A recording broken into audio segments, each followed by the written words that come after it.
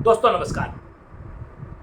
गुवाहाटी में एक दुखद घटना सामने आई है। एक मर्मांतिक घटना जिसमें एक 8 वर्षीय बच्चे की मौत हो गई और जिस हिसाब से मौत हुई है वो अत्यंत वेदनादायक, पीड़ादायक और दुखदायक है। बच्चा अपने पिता के साथ स्कूटर पर जा रहा था।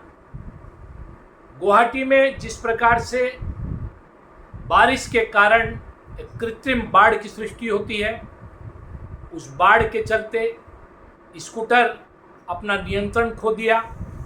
स्कूटर का नियंत्रण खोते ही बच्चा स्कूटर से गिरा और बाढ़ जो थी, कृत्रिम बाढ़, उसके पानी में बह गया और बहकर ड्रेन में चला गया।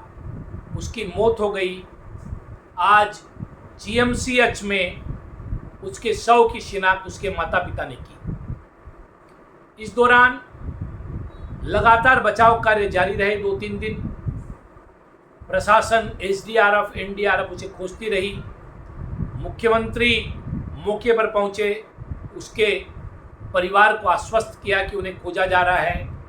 आज मुख्यमंत्री डॉक्टर हिमंत विश्व शर्मा ने इस घटना पर दुख भी प्रकट किया है, साथ ही बचाव दल को धन्यवाद भी दिया है कि उन्होंने निरंतर कोशिश की।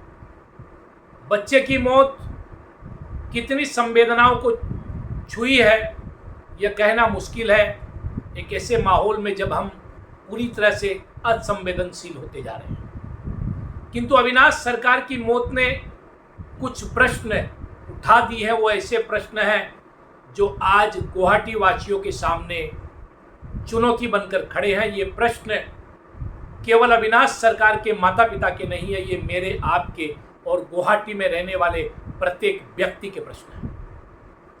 गुवाहाटी में कृत्रिम बाढ़ की समस्या निरंतर बनी हुई है। सरकार के तमाम दावों के बावजूद सरकार इसमें पूरी तरह से विफल है, फेल है, असफल है। ऐसा कहना कहीं भी अतिशयोक्ति नहीं होगी। गुवाहाटी में बाढ़ की समस्या क्यों है? क्योंकि जितने भी बिल और पुखरी थे उन पर अतिक्रमण हो चुका है, उन्हें भरा दिया गया है। भूमाफिया उन पर कब्जा कर चुके हैं। बड़ी बड़ी अट्टालिकाएं उन पर बन चुकी है। गुवाहाटी में पानी निकासी की जो व्यवस्था थी वह पूरी तरह से खत्म हो चुकी है। इसी का परिणाम है कि एक हल्की फुहार भी गुवाहाटी को पानी पानी कर देने में पर्याप्त है। एक बार फिर लौटते हैं अविनाश सरकार की मौत की ओर। बच्चे के पिता स्कूटर का नियंत्रण खोते हैं, बच्चा पानी में गिरता है। आप अंदाज लगाइए कि पानी की धाराएं कितनी प्रबल होगी कि 8 वर्ष का एक बच्चा उन धाराओं में बह जाता है।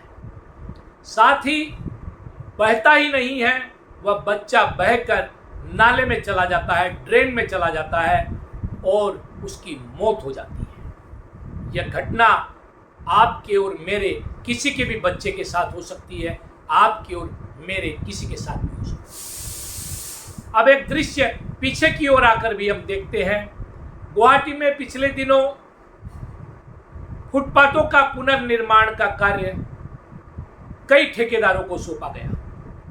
आज तक ठेकेदारों ने 4-5 महीने गुजर जाने के बाद भी इस कार्य को पूरा नहीं किया। जगह जगह फुटपाथ टूटे हुए हैं, जगह जगह फुटपाथ खुले हुए हैं, अर्धनिर्मित अवस्था में है। कई लोग उनमें गिर रहे हैं, कई लोगों को चोट आ रही है। बार बार इस बात को मीडिया के द्वारा उठाए जाने के बावजूद, लोगों की परेशानियों के बावजूद सरकार और सरकारी नुमाइंदों के कान में जू नहीं रेंगती। सरकारी कृपा पात्र जो ठेकेदार है उन पर कोई असर नहीं होता, क्योंकि उन्हें सरकार में, प्रशासन में बैठे हुए अपने आकाओं का आशीर्वाद प्राप्त है। जनता जाए भाड़ में, जनता को कितने ही कष्ट हो, लेकिन हम नहीं सुनेंगे। मुख्यमंत्री ने दुख व्यक्त किया है अविनाश सरकार की मृत्यु पर। निसंदेह कोई भी संवेदनशील व्यक्ति ऐसे ही करेगा, किंतु मुख्यमंत्री यहाँ पर जवाबदेह करने से बचते हुए नजर आए। अपने मंत्रालय को, अपने मंत्री को, अपने प्रशासन को, जीएमडीए को, जीएमसीएच को, जीएमसी को, माफ कीजिएगा, वो जो मंत्री है, जीडीडी मंत्री, उन्हें जवाबदेह करने से बचते हुए नजर आए। पौर प्रशासन, मेयर को जवाबदेह करने से बचते हुए नजर आए और अपने आप को जवाबदेह करने से बचते हुए नजर आए। और इस सब का जो दायित्व है, इन सब का जो भार है, इन सब की गलती का जो भार है, वो इंद्र देवता पर और वरुण देवता पर डालते हुए नजर आए। जबकि ऐसी बात नहीं है। 20 वर्षों से मुख्यमंत्री डॉक्टर हिमंत बिस्वा शर्मा सक्रिय है राजनीति में और उसमें से अधिकतर समय गुवाहाटी का प्रभार उनके पास रहा।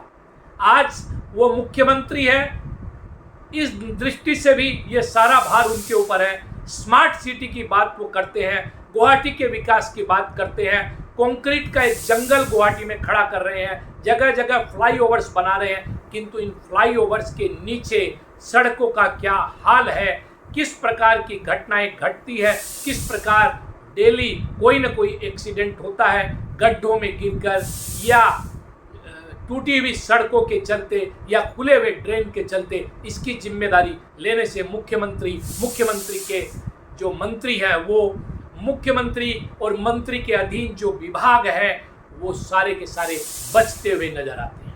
अंधेर नगरी चौपट राजा जैसे हाल है, जहां कोई किसी की नहीं सुनता है, कहीं किसी की कोई सुनवाई नहीं है।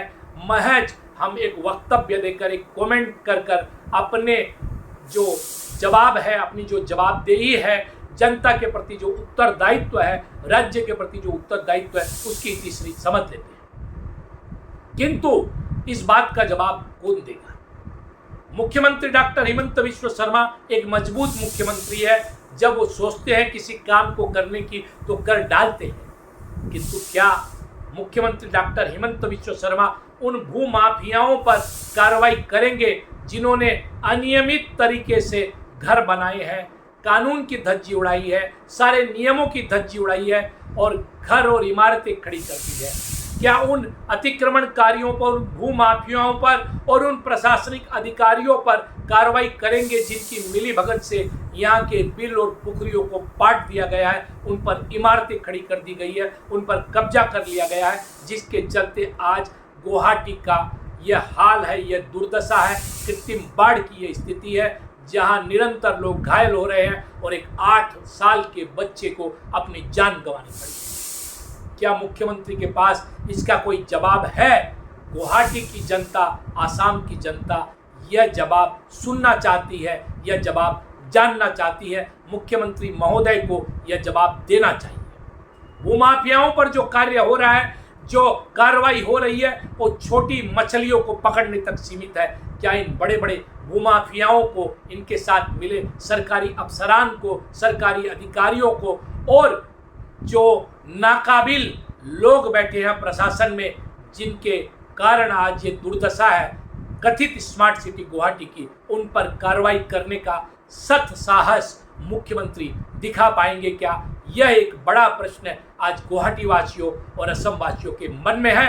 आशा है मुख्यमंत्री इसका जवाब देंगे और निश्चित तौर पर कोई न कोई उचित कार्रवाई करेंगे, ताकि भविष्य में किसी अविनाश सरकार को असमय मृत्यु की गोद में नहीं जाना पड़े।